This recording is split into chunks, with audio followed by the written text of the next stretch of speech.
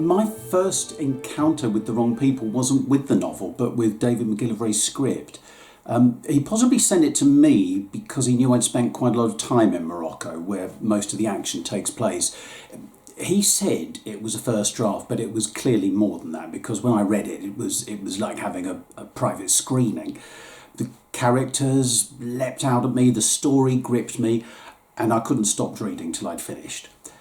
As soon as I had finished, I called two different friends and asked, have you ever heard of this extraordinary book called The Wrong People?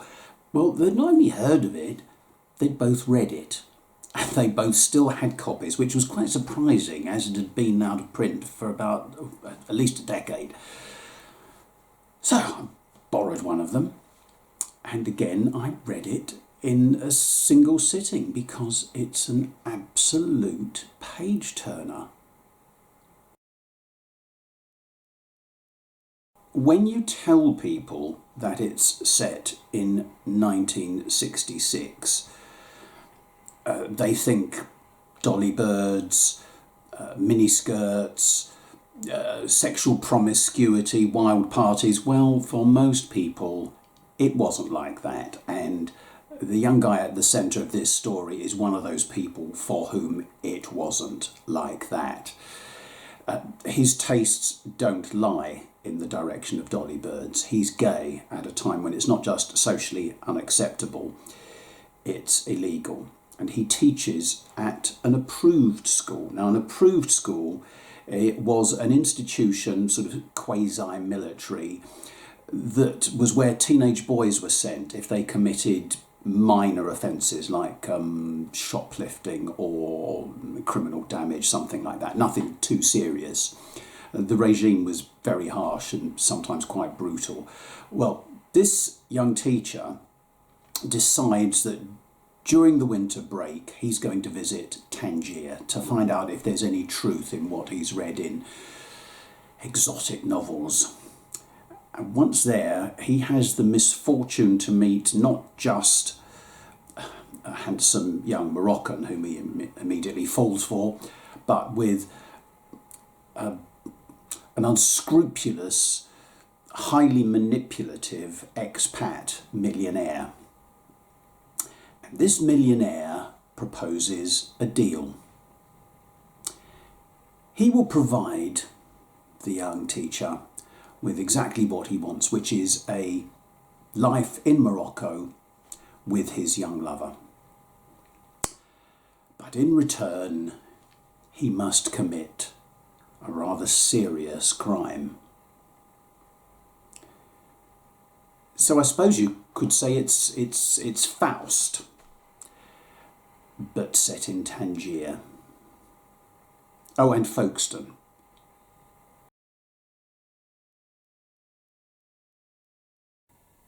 A challenge for anyone adapting a novel for the screen or for the stage, come to that, is finding a way to substitute for the voice of the author, the original novelist, in this case Robin Moore, because he will often describe what's going on inside the characters' heads when they're not being honest.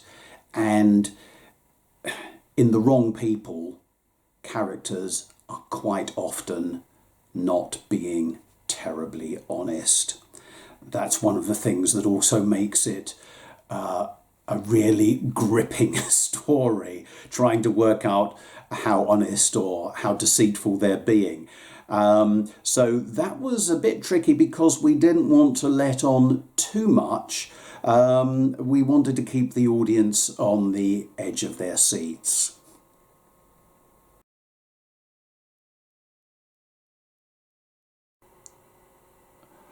Oh God.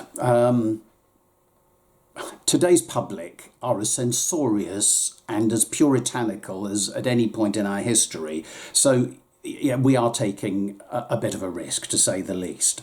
But Robin Moore presents them with a flesh and blood anti-hero, so hopefully they'll be able to identify with his moral dilemma.